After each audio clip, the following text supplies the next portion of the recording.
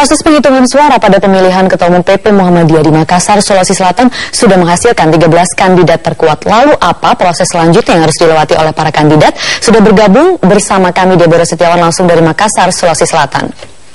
Deborah, apa tahapan selanjutnya yang harus dilakukan oleh ke-13 kandidat yang terpilih?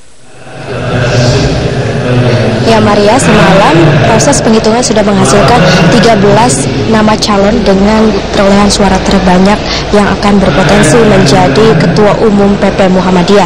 Di antara ke-13 itu adalah Haidar Nasir dengan 1947 suara, Yanuar Ilyas dengan 1928 suara, Dahlan Rais dengan 1827 suara, dan Busro Mukadas dengan 1811 suara. Ke-13 kandidat ini semakin dekat dengan peluang untuk menjadi Ketua Umum PP Muhammadiyah ataupun memegang jabatan-jabatan inti di dalam kepengurusan. Nah, untuk mengetahui lebih lanjut mengenai hal ini, sudah bergabung bersama kami Bapak Anwar Abbas, Bendahara Umum PP Muhammadiyah, sekaligus kandidat yang terpilih di posisi 13 teratas. Ya, selamat pagi Pak Anwar Abbas.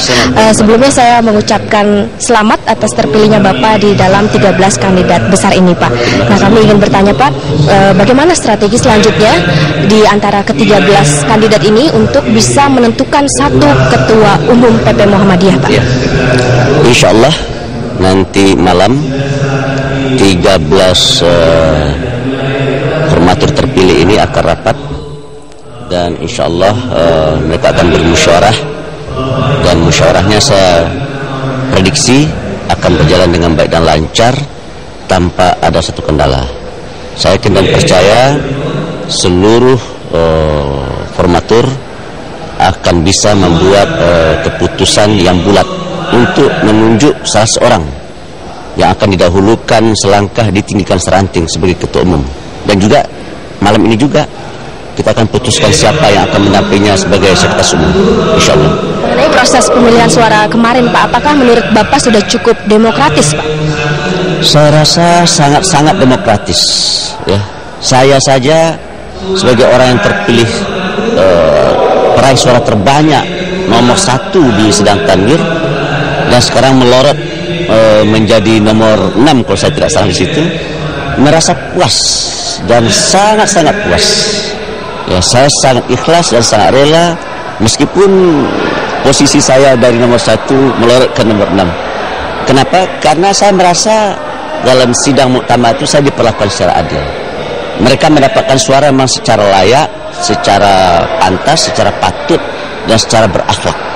Jadi kalau kita kalah, ya enak kalahnya. Bukan karena ditelikung, bukan karena dibeginikan, bukan karena dibegitukan. Jadi saya terus terang merasa senang dan bahagia walaupun raihan suaranya jauh ke bawah.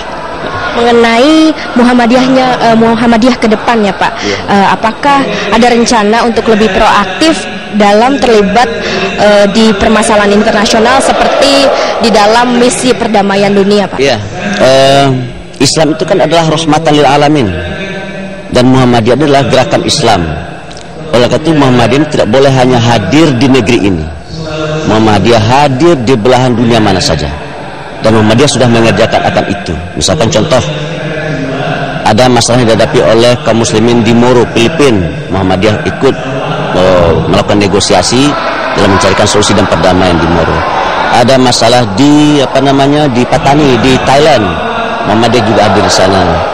Ketua Umum yang akan segera nonaktif yaitu Bapak Profesor Dr. Din Samsudin, secara individual dan secara institusional juga sudah memainkan peran itu. Dan menurut saya, insya Allah teman-teman yang duduk sekarang yang 13 ini, beberapa orang dari mereka memiliki kapasitas untuk membangun jaringan ke dunia internasional dan ke negara-negara lain di belahan dunia ini. Di antara banyaknya bidang ini Pak, kira-kira mana yang mau didahulukan dari ke-13 calon ini maksudnya, dan nantinya ke depan manakah yang akan Muhammadiyah lebih tekankan? Apakah pendidikan, perdamaian dunia, atau bidang lain Pak? Yang jelas begini, ku anfusakum wa ahlikum naro, jaga dirimu dan keluargamu dari api neraka. Jadi kita akan konsolidasi ke dalam dulu, ya. Kita benahi internal kita, ya. pendidikan kita benahi, pelayanan kesehatan kita benahi, pelayanan sosial kita benahi. Cuma yang harus dikejarnya adalah masalah ekonomi. Ya. Kalau selama ini ada dua pilar yang menyangga kegiatan dan aktivitas Muhammadiyah, itu pilar pendidikan dan pelayanan sosial. Tapi kita masih lemah dalam bidang ekonomi. Insya Allah ini kita mengharapkan kepemimpinan yang Prodi 2010-2015 ini akan memberikan perhatian lebih terhadap bidang ekonomi dan bisnis, sehingga kita harapkan Muhammadiyah akan maju dalam bidang ekonomi dan bisnis, sehingga dengan dana yang dimilikinya, dengan finansial yang dimilikinya, dia akan bisa mengangkat seluruh program-programnya sehingga cita-citanya bisa tercapai. Terima kasih banyak Bapak Anwar untuk waktunya. Ya, demikianlah wawancara kami dengan Bapak Anwar Abbas dari Makassar. Kembali ke studio. Deborah Setiawan melaporkan langsung dari Makassar, Sulawesi Selatan. Terima kasih.